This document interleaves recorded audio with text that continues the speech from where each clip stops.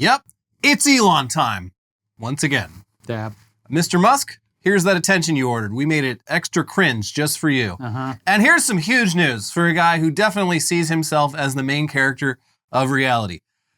Elon Musk is going to be the main character of a movie. Wow, cool. Huh? An Right? Elon Musk biopic from director Darren Aronofsky, the man behind such films as Black Swan, The Wrestler, and Requiem for a Dream. And Mother as well, right? Yeah, I'm like one of the 5 people on Earth who actually enjoyed Mother. I'm a fan of seeing all of his movies one time. Yeah, that's because, generally the vibe. Yeah, very unsettling. Especially, I think I saw The Wrestler more than once, but other than that, and definitely College 2004 Requiem for a Dream was kind of playing all the time. I was just gonna say that's the one that I've seen multiple times because it was something that everyone showed friends and stuff, and it was just like, yeah, that did some damage to me at a young age. But yeah, other than that, yeah, they're pretty much all one and dones. And in the case of The Wrestler, or in the case of The Whale, it's a movie I wish I had never watched because it fucking sucks. I haven't seen that no one. offense to Brendan Fraser, he gave it 110%, but that movie is fucking trash. Well, all of that to say, a movie about Elon Musk by Darren Aronofsky is, at the very least, interesting. Yeah, it is a bit and for him, concerning. It's a bit of an odd choice for a director who is mainly known for movies that are creatively unconventional and generally just extremely bleak. But hey, a lot of people said similar things about David Fincher when he first announced The Social Network. And that movie was not only great, but it's managed to really stand the test of time. Surprisingly. But will Aronofsky's Elon Musk biopic do the right thing and take the Social Network approach of exposing what a sociopathic little worm its protagonist is? Well, here's Engadget. We all knew it was just a matter of time before one of the world's richest and most controversial men would get the biopic treatment, and now it's happening. Elon Musk is getting his very own movie, helmed by acclaimed director Darren Aronofsky and produced by A24, as originally reported by Variety. The film's going to be based on Walter Isaacson's authorized biography, which has received its share of unfavorable reviews, with outlets like the Los Angeles Times suggesting the author mostly accepts Musk's confident prognostications as gospel, and The Guardian calling it an insight-free doorstop. Damn. Not all reviews were that dire, of course, but many point to Isaacson's book as being a clear example of the perils of access journalism. Okay, so yeah, that's a bit disappointing, though. Could be just based on the true story, though, and then, I mean, there was a bidding war for the film rights to this book, and I think that's really just, it could be that everyone wants to make an Elon Musk movie, and because a lot of the source material is in that book, it's good to have the rights. I don't know. Based on the story that we covered last week about him running home from the Dave Chappelle appearance where he got booed and then locked himself in his office. Yeah. I would love to see a Benny Safdie or Safdie Brothers directed film about Elon Musk. They play Nirvana Something in the Way while he's locking himself in the office. Yeah, crying. Just watching a manic episode end with Elon Musk as the main character would be really stressful in a way that I only think the Safdies could really do it. You got to watch The Curse. I know. I'm saving it a little bit. But, brace yourself. Yeah. Anyway, it's not like there isn't still plenty of material in the book that reflects very poorly on Elon Musk. It's just that the book's central thesis seems to be that Elon's innovative genius and accomplishments excuse his many faults as an actual human being. Also, trimming 700 pages covering a guy's entire personal and professional life down to a 2-hour movie, that's going to be tricky. Unless, I guess, movies are just 4.5 hours now. That's just what we do. They should do no explanation, and it shows him in the late 90s, bald, and then it just cuts forward to present time with a full head of hair. That would be a great gag. There's a lot of potential with this. I absolutely. I'm just skeptical that it can really capture the magic of Elon as we know him. Yeah. So yeah, really, who the hell knows what this movie is going to be even about? And the biggest question of all is, who's going to play Elon? I mean, you need someone who can properly pull off that weird accent of his, which I always, for the longest time, assumed was just a South African accent until multiple South Africans on the internet were like, No, we don't really know what he's doing. He's doing his own thing with that. That's the Elon accent. Yeah. So I don't know. Matt Damon has played a South African before in Invictus, and he kind of fits the bill physically. He's one possibility, I guess. Gosh, who was the guy that was in like Chappie in District 9? Charlton? Yeah. Copley? Copley, yeah. Charlton Copley. He doesn't look like Elon like at all though. Yeah. Like not like he's very Charlton's very like angular. Yeah, true. Matt Damon kind of looks like him. A lot of people are saying they want Nicolas Cage to play him, which is hilarious because Cage famously cannot do accents well. He just sort of acts through them. Like even in Renfield, that fucking Dracula accent was like atrocious, but he was still great in the role. But it's just like Jesus Christ, Nick. Well, Elon's probably going to campaign to play himself. But also... Well, yeah, he's already proven his acting chops with that stellar guest appearance on SNL. All I'll say is this is going to be a tough one to tackle because Elon's story continues to play out in the most dramatic way possible. Yeah, that's... Like we are at some point going to hit the peak of the drama surrounding him, and we've yet to get there. Right. It's like, when does the story conclude? Yeah. Also, it's like... the Social Network still works as a movie, so it's not like... The Social Network frames the story around sort of a central plot about the betrayal of the formation of Facebook. I don't know where... I mean, I'm sure there's moments from Elon's life. I mean, like the Steve Jobs movie was pretty well done. Well, there was a pretty clear-cut finish line on that movie because he died. No, but it wasn't like a biopic like that. It was, he didn't die in the movie. They just picked like 3 moments like 10 years apart from his life to like demonstrate basically his personal growth in like very specific ways. But yeah, I still don't know how to apply that to the Elon Musk story. Yeah, we won't know more about the project for a while. So let's just move on to an Elon Musk project that was recently released. And the reviews are in. It stinks. To build off the hype of the Cybertruck, which supposedly starts finally getting delivered in just 2 weeks, and that is 4 years after being announced, and we'll see what that release looks like. Tesla apparently released a limited edition beer called CyberBeer, which went up for sale last month, with 2 11.2 ounce CyberBeers going for $150. Fuck you.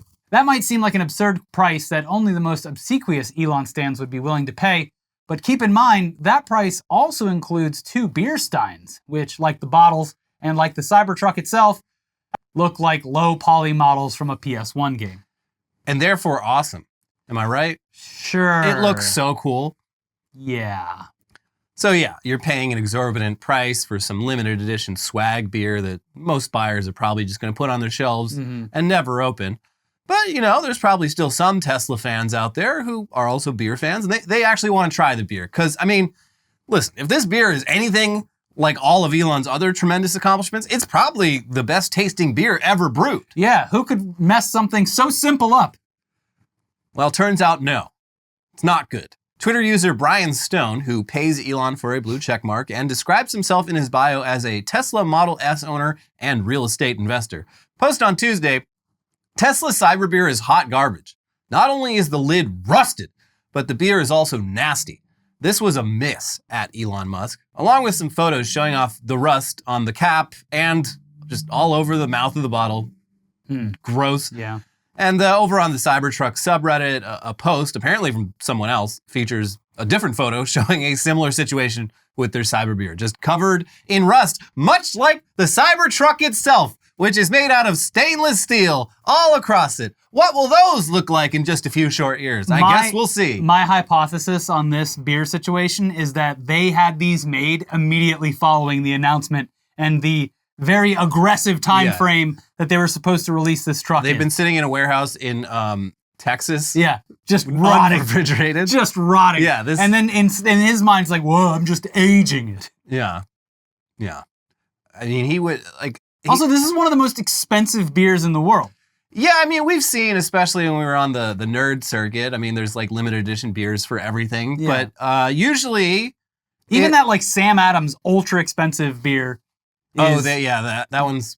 But that's for real aficionados. I'm talking about like IP Yeah. There was like Mondo, I think, did like a Game of Thrones beer Yes, every they did, year yeah. for a while, but that was always, they teamed up with like a actual respected brewery. It was actually intended for human consumption. Elon probably partnered with that Proud Dad anti-woke beer or whatever.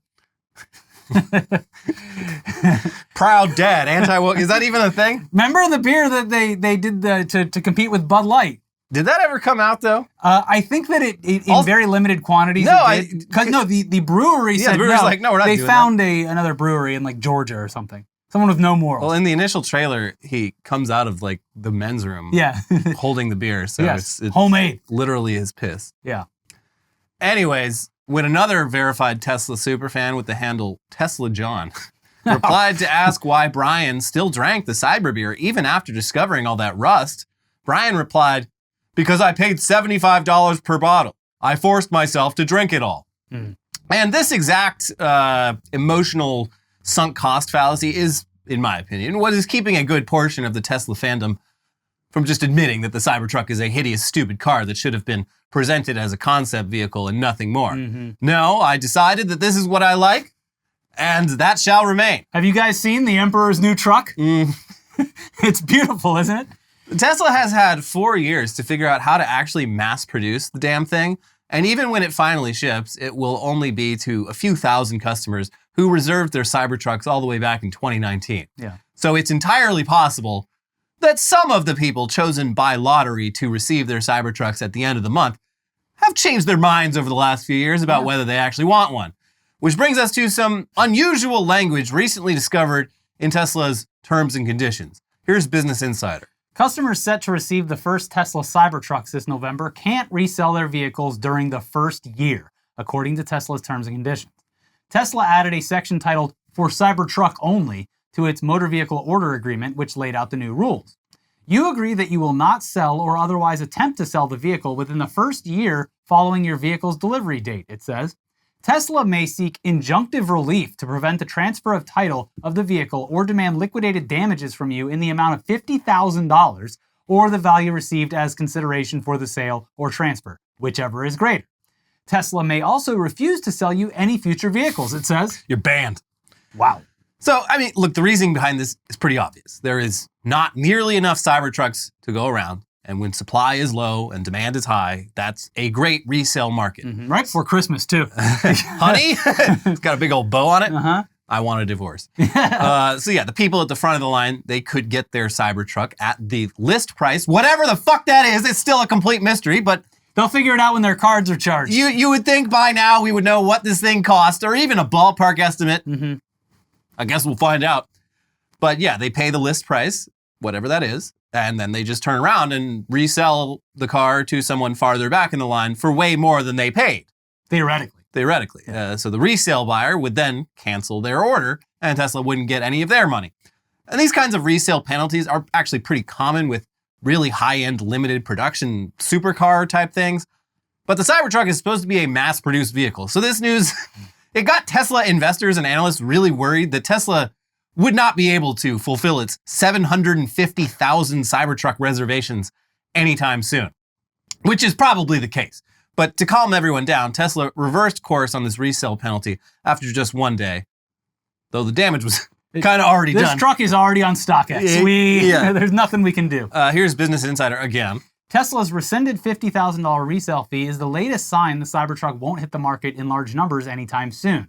Tesla spooked some investors and Cybertruck order holders on Monday with an unusual clause in their terms and conditions that made resale in the first year punishable with a $50,000 lawsuit. By Tuesday morning, the clause had vanished from the Cybertruck sales agreement. Experts say the initial inclusion of those resale restrictions is a sign that Tesla's long-awaited truck launch might not be a high-volume play by Elon Musk. These restrictions are rare, but they're most commonly used on limited production vehicles. Stephen Beck, founder and managing partner of consultancy CG42, told Business Insider, Elon and company were very clearly viewing this as a limited production vehicle, Beck said. No, they're going to make 1 million of these. They're going to be able to make 300,000 of them a year at all their factories. And they're going to come out perfect down to a measurement. Micrometer. Yeah, nanometers maybe. Yeah. We'll see. Anyways, we very much look forward to finally seeing rubes driving these things out on the road in just a few weeks. I don't, because they're going to kill someone. Oh, well. Yeah. Not that that's any different than most of the other cars on the road. True. But when someone gets hit by a Cybertruck, they'll also, in addition to blunt force trauma, they'll also be lacerated by the angles. But yeah, there's definitely going to be at least a few here in LA. You can count on it. But in other Musk news, he's always got at least a dozen subplots going on at any given time. And one of them is his relationship with Grimes, his ex-girlfriend and the mother to 3 of his 11 children. That we know about. Last we heard, Grimes was alleging that Elon wouldn't let her see her kids and was suing him for custody. And we now have an update on that via, again, Business Insider. Grimes hired people to search high and low for her kid's father, Elon Musk, to serve him with custody papers, according to court records obtained by Insider. The singer, whose legal name is Claire Boucher, is suing Musk for physical custody of their 3 children. Grimes told a Texas court in October that Musk had custody of her 3-year-old son, over her objection. Her lawsuit came just a few weeks after Musk quietly sued her to establish the parent-child relationship with his children. A lawyer for Grimes filed a supplemental proof of service document last Friday, showing they had attempted to serve Musk with custody papers on multiple occasions and had delivered the documents via substituted service, meaning the papers were given to workers at some of Musk's businesses, as well as staff at a property associated with the billionaire instead of Musk himself. This is why he shut down the jet tracker. Yeah, all the lawyers trying to serve him with lawsuits. It's a very useful tool for process Not service. just the Grimes custody battle, just every lawsuit possible. You guys know, he loves getting sued. He gets sued all the time. It's his favorite pastime. He loves it, but he wants to, it's only fun if you make it hard for him. Yeah. Anyway, it continues. Grimes hired 4 process servers to deliver the papers. From October 13th to October 20th, they tried to track the billionaire down across at least a dozen locations, including X's headquarters in San Francisco, SpaceX's launch site in Boca Chica, Texas, Tesla's Austin Gigafactory, and several addresses associated with Musk near Austin. One of the process servers even went to a horse farm that had been tied to the billionaire. Wait, where'd all the horses go? That's a callback. Yeah. Wait, he gave away all these horses? I tried to serve them with the lawsuit, but they were like, no. They kept offering me a horse. Here's a horse for your trouble, to make this go away. Nope, not here, a woman on the site told them when they asked for Musk. One process server even tracked Musk's private jets to confirm the best place to contact the billionaire, Grimes' court papers said. 2 process servers also attempted to serve Musk at Siobhan Zillis' house. Zillis is a director at Neuralink, one of Musk's startups, and the mother of 2 of his children. That we know about. But in at least one instance, the person who answered the door at Zillis' house told the process server they didn't know Musk, the court documents said. The process servers were unable to deliver the court documents to Musk personally and were shooed away in several instances, including by security personnel at Tesla and X and by a police officer in Boca Chica. The servers said they left the papers with several secondary personnel, including security workers at X, Tesla, and SpaceX, according to the court documents. Jesus Christ. So anyways, when you sue someone, you can't just mail a lawsuit to them. You have to hire a process server to physically serve them the documents before anything can proceed.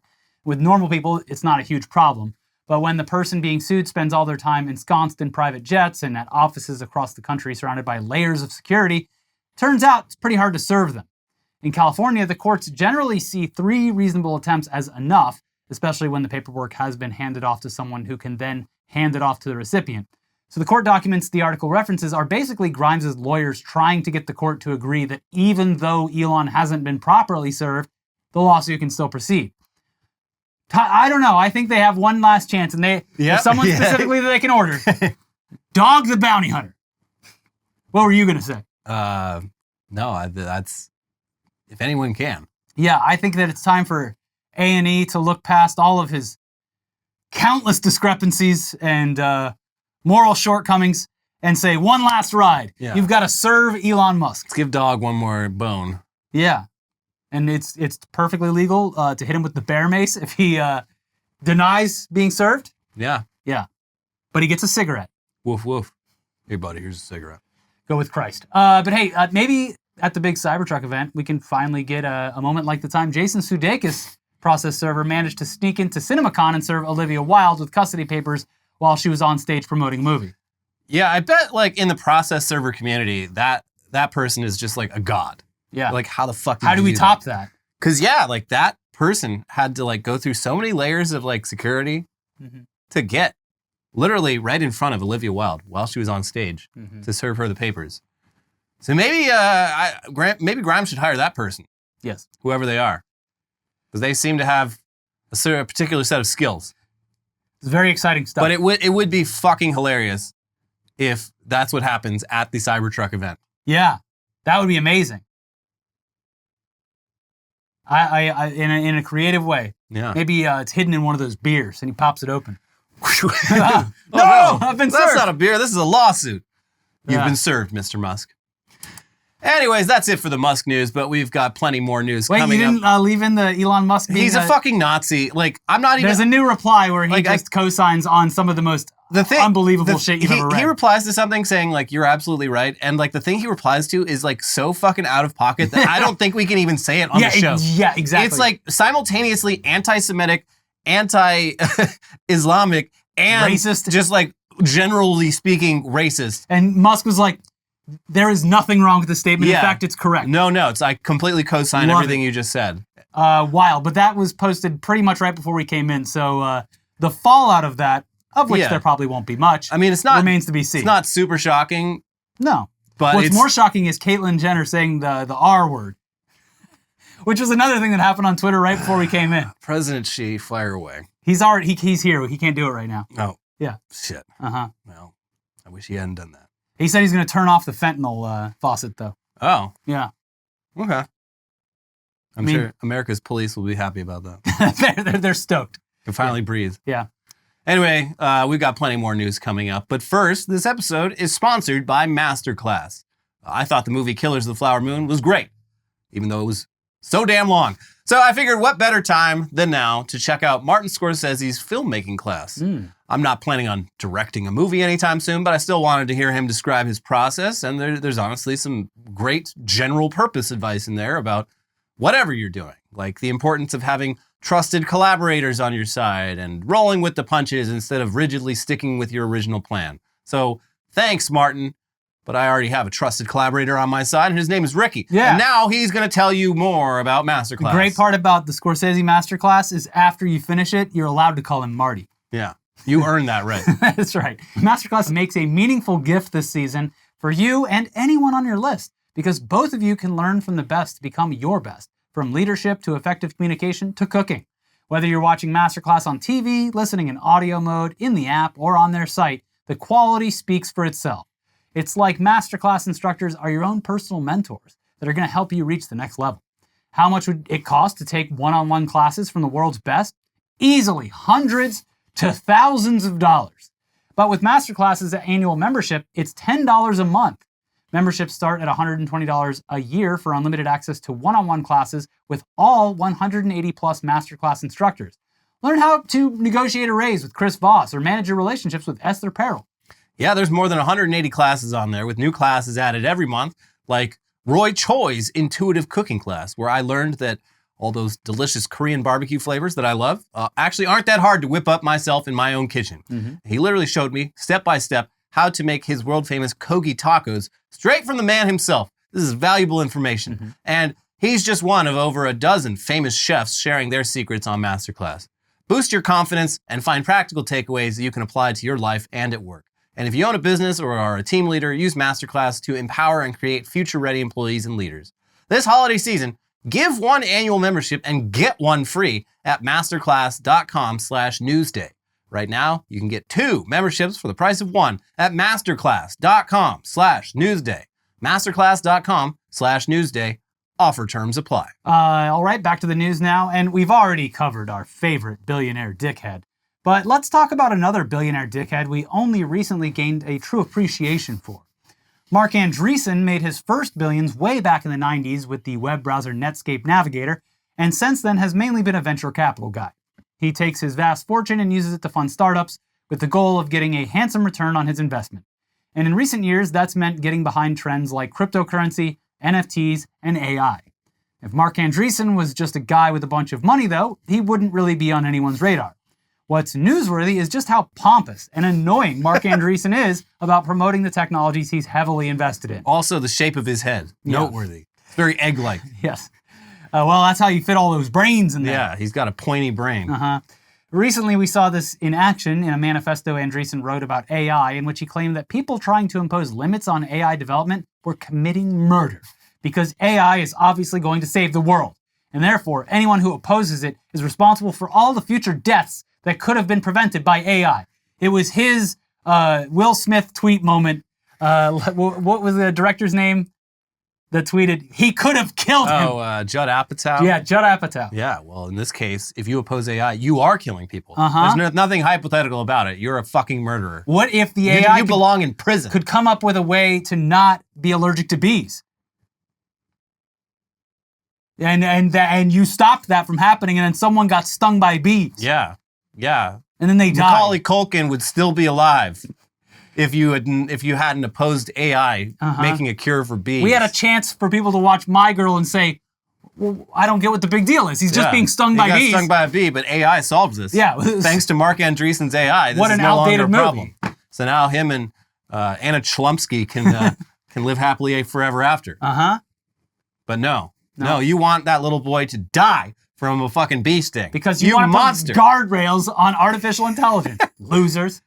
Anyway, Mark is back at it again, making hilarious arguments in favor of AI that are clearly motivated entirely by his wallet.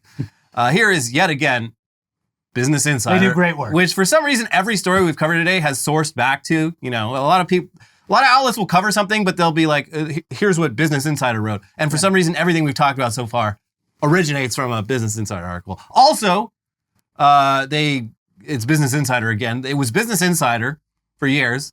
Then it was Insider, which I thought was great. Yeah. Because it's not always just business. But now it's Business Insider again. Are you sure? Because it changes based on whatever link you're looking at. No, I tested this. If you go to insider.com, it says Business Insider right at the top. Oh, the geniuses are at work again, figuring out ways to confuse people even more. You have a perfectly good, very tight Nothing can ever name. Just be. You always have to iterate. I hope the investors are happy. We changed the name again, so time to go on Christmas vacation. We asked an AI what to do. It said, you love business, huh? Business makes money. Money means business. Business Insider. Bam. Anyway, here you go. Andreessen Horowitz is warning that billions of dollars in AI investments could be worth a lot less if companies developing the technology are forced to pay for the copyrighted data that makes it work. Who are they sending this warning to? Themselves? The government. The VC firm said AI investments are so huge that any new rules around the content used to train models will significantly disrupt the investment community's plans and expectations around the technology, according to comments submitted to the U.S. Copyright Office. The bottom line is this, the firm, known as A16Z, wrote, imposing the cost of actual or potential copyright liability on the creators of AI models will either kill or significantly hamper their development. Yes, this is going to cost you lots and lots of money. Yeah, that's how it fucking works. Yeah. Mark? Oh no, did you put all your eggs into the basket that's made entirely out of stolen materials? No, jeez. no. Oh, and now the U.S. Copyright Office is murdering untold millions of future humans because they just don't get it. They don't wake up every day and say GM in the Discord chat. They are old and out of date. Yeah, the U.S. Copyright Office is NGMI. Not gonna make it.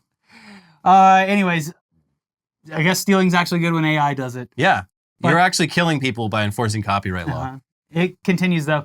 The USCO is considering new rules on AI that specifically address the tech industry's free use of owned and copyrighted content to train large language models. A16Z argued that the only practical way LLMs can be trained is via huge amounts of copyrighted content and data, including something approaching the entire corpus of the written word, and an enormous cross-section of all of the publicly available information ever published on the internet. The VC firm has invested in scores of AI companies and startups based on its expectation that all this copyrighted content was and will remain available as training data through fair use with no payment required. Whack! You don't get it. I'm supposed to make a shitload of money, and now you're saying that copyright laws actually apply? Whack! I expected that they didn't. I do love that because they probably have a limited amount of tries at submitting something like this, they went for the broadest stroke. Like, we want to show our right to have the entire written word. The entire corpus of the written word. And then and everything that's ever been produced that at some point has made its way online, which is probably the entirety of human knowledge at this point. This shit, a funny aspect of this shit that doesn't get enough like attention is the fact that like, in order to do that, you literally have to do piracy on a scale like unimaginable scale. And they've found like numerous examples of these AI models sourcing from like pirate libraries online. Yeah. Like literally like essentially torrent sites for ebooks. In one of the early iterations of DALL-E or whatever, it was putting the like not Bandicam or whatever, but it was putting watermarks all over things because that's where it's pulling from. Right. But it's not paying for them. But with books, it's like literally like, it's not just like, oh, we took, the information appeared out of nowhere. It's like, no, you did piracy. Yes. Well, they were hiding behind 7 proxies, so you can't backtrace it. That's right. But you would think that like maybe someone as shrewd as David Zaslav would see this as a very easy money-making opportunity to go after.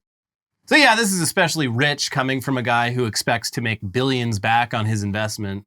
Marc Andreessen deserves that money because he has backed an emerging technology. But the people whose work is absolutely essential to that technology being able to do fucking anything, they deserve nothing. Yeah.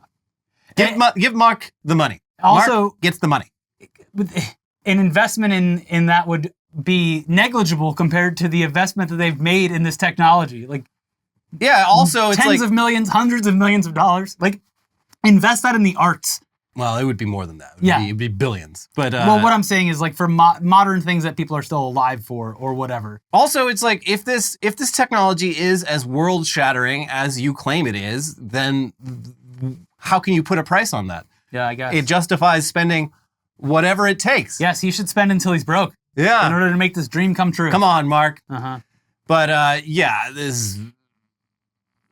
they just literally say that that's what they're saying too. They're just like, I deserve the money, and they don't. Quote, those expectations have been a critical factor in the enormous investment of private capital into US-based AI companies. Undermining those expectations will jeopardize future investment, along with US economic competitiveness and national security. This is important for national security. Not just for us, for everyone. I'm not just mad that it's my money going down the fucking toilet. Yeah. This is bad for everyone, guys. The positive is that when I get rich, the country is more secure. That's right. As goes Marc Andreessen, goes the nation. Yes. Yeah, so they of course, they go on to talk about copyright enforcement and how it'll leave the United States vulnerable and outpaced. But come on, Mark, you're just mad because your infinite free money hack might actually end up costing you money. And how much money, you ask? The firm said payment for all of the copyrighted material already used in LLMs would cost the companies that built them tens or hundreds of billions of dollars a year in royalty payments. What I'm hearing is that Marc Andreessen's about to save the economy. We need Marc Andreessen to spend that money because... Keep the guardrails off, because if this guy's on the hook for hundreds of billions of dollars to what you would assume are a bunch of artists, creatives... Yeah, who don't deserve anything. Yeah. They deserve nothing. This is a great infinite free money hack for them. Yeah, I do love that. This is a thing capitalists do a lot. They love telling you how much risk that they assumed, and they're like, listen, I'm not like you. You with your steady job, you wage slave. I took the risk, but the second that risk actually comes into play, it becomes a factor. Yeah, they go running to the government. Please help me. I didn't know that I was taking a risk. It's not fair. It's not fair. I was supposed to just make money forever. Well, let's move on now to the one issue that both sides of the political aisle in this country can agree on. We need to ban TikTok. Actually, no. Banning TikTok is one of 2 issues that everyone can agree on. The other one being unconditional support for Israel. Oh, good. Just a wild... the march in support of Israel was a strange scene. Lots of... pretty unhinged signage in the crowd. You know you're on the right side of history when you bring on a hate preacher who previously said like Hitler did nothing wrong or whatever to support your cause because he coincidentally happens to support Israel, but for absolutely insane reasons. That's how you know you're on the right side of an issue. And just the scenes of, when one speaker says like, hey, I support peace, and the entire crowd goes, no ceasefire, no ceasefire. That's how you know you're on the right side of the issue. And then, literally reaching across the aisle and hugging each other on stage. Hey, we disagree on a lot, but we all agree. that Israel needs more munitions. everything we're doing right now is right. Hey, status quo. Let's go, status quo. There have always been valid national security concerns motivating politicians who want to crack down on TikTok, though. But clearly another huge motivation has been the fact that young people are on there learning about stuff like trans rights, anti-racism, etc., at a time when access to that kind of information in places like schools and libraries is under attack. Now, there's obviously plenty of other shit on TikTok, but the idea that kids are learning things that their parents don't want them to know about is always going to be something that older generations don't like. Yeah, it's simple. Tale as old as time. Yeah. So anyway, in the case of what's going on right now in Gaza, young people are seeing primary source videos of atrocities as they happen, and they're hearing explanations for what's happening that are slightly more complex than the official explanation, which is basically just Palestinians are evil, they want every Jew to die, and Israel is incapable of ever doing anything wrong. So everything that's happening right now is good, actually. Still, though, it would be idiotic to assume that the massive ceasefire protests across the country and the world are solely the result of TikTok indoctrination. But alas, that's become a popular talking point, and the new reason that this country's political establishment wants TikTok gone. It's the thing that they want to do that they can point to their constituents and say, we got rid of the problem. Yeah, if we just got rid of TikTok, America would be a Norman Rockwell painting if we just got rid of TikTok. Just in time for Thanksgiving. Yeah. Well, here's Motherboard with more on all this. TikTok has come under GOP fire in recent weeks after the app showed an apparent spike in pro-Palestine content after the IDF began its bombing campaign of Gaza following Hamas's October 7th attack. Republican politicians have publicly claimed that the company is intentionally promoting pro-Palestine content with the goal of, quote, brainwashing our American youth into supporting Hamas. But the proliferation of pro-Palestine content on TikTok isn't due to the app's algorithm, the company stated in a press release on Monday. Rather, it claimed that teenagers simply tend to support Palestine more. Attitudes among young people skewed towards Palestine long before TikTok existed, the release stated. Support for Israel, as compared to sympathy for Palestine, has been lower among younger Americans for some time. This is evidenced by looking at Gallup polling data of millennials dating as far back as 2010, long before TikTok even existed. That's a pretty good rebuttal. And it's the same like political talking point too, where they intentionally are lumping people who have sympathy for Palestine into supporting a terrorist organization. Yeah, clearly everyone out there protesting loves Hamas. They fully support Hamas and everything they do. And again, and they learned it on TikTok before. They had never heard of any of this shit before then. They learned it on TikTok. They're going to take the easiest possible option, and that is that all the young people who they already hate are supporters of terrorism, and they're learning it on TikTok. Yeah, it's much easier pill to swallow. Yeah, they can explain it. It's easier than just examining. Maybe we lie about... maybe a little self-reflection would be in order. Maybe we have a tendency to present geopolitical affairs in the most simplistic way possible, and then when our youth, just on a fucking 5-minute Wikipedia browsing, find that we lied to them, they over the course of they reacted over the course of strongly. Decades about everything, and have caused atrocities around the world. Yeah. I mean, there's a thing happening right now on TikTok. It's like, people are discovering a letter that Osama bin Laden wrote in like 2002. And they're like, wow, this guy had a lot of good points. And it's like, I mean, he kind of did. It doesn't justify what he did. But like when you grow up just learning like, oh, Osama bin Laden did what he did because he was pure evil. No, because he hates us for our freedom. Yeah. And then you learn that his motivations were maybe a little more nuanced than that. You're just gonna be like, wow, I've been lied to about this. What else have I been lied to about? Yeah. It is a pathway towards conspiratorial thinking if in people that are maybe a little more susceptible to that. Yeah.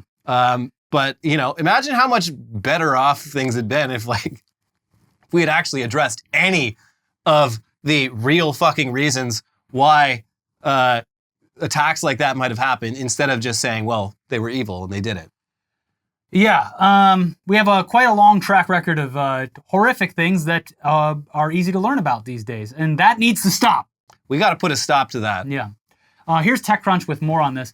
Some American politicians blame TikTok for young voters' support of Palestinians and insinuate that the platform pushes pro-Palestine content over pro-Israel content. a sentiment that TikTok previously said is simply false. Creators who have voiced support for either side of the conflict allege that they've been censored.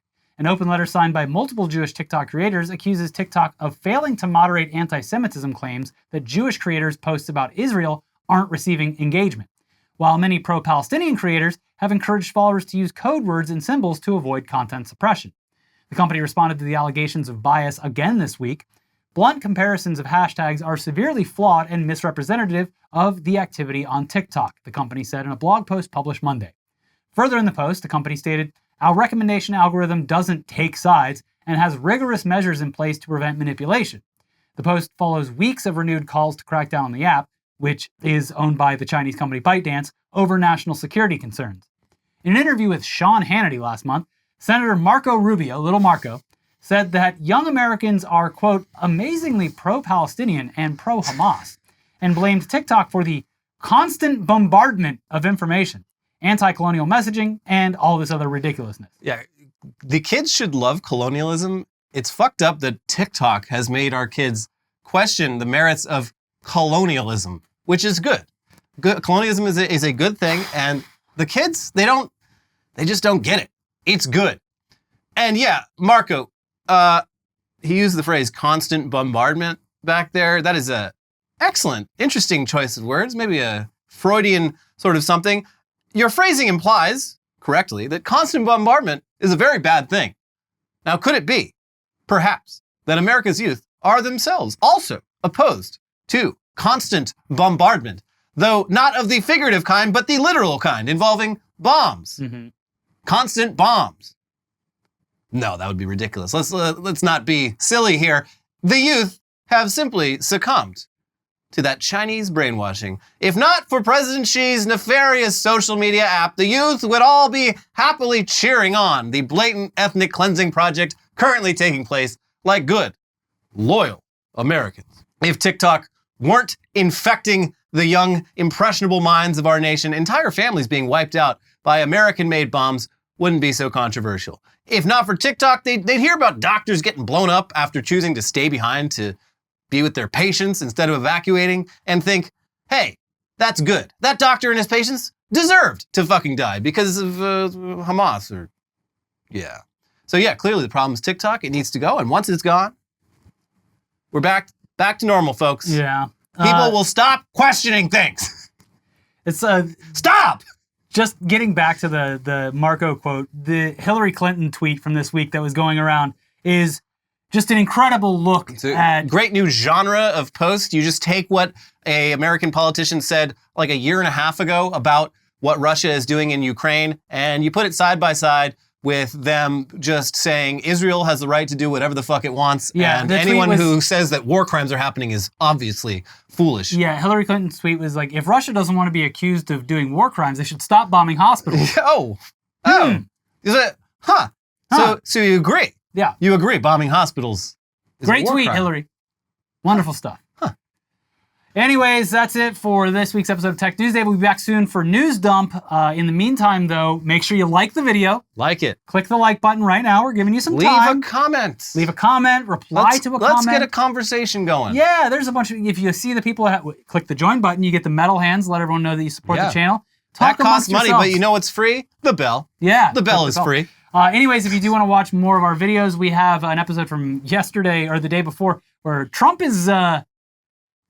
he's saying some very, very dictator-like things, very scary things if you take them at his word, which you probably should at this point. Anyways, there's that one, and then there's a bunch of people. Turns out the happiest place on earth, Disney, is also the crappiest place on earth. Lots of poop everywhere. We'll be back for News Dump very shortly. In the meantime, click the like button. We'll see you soon. Bye. Bye.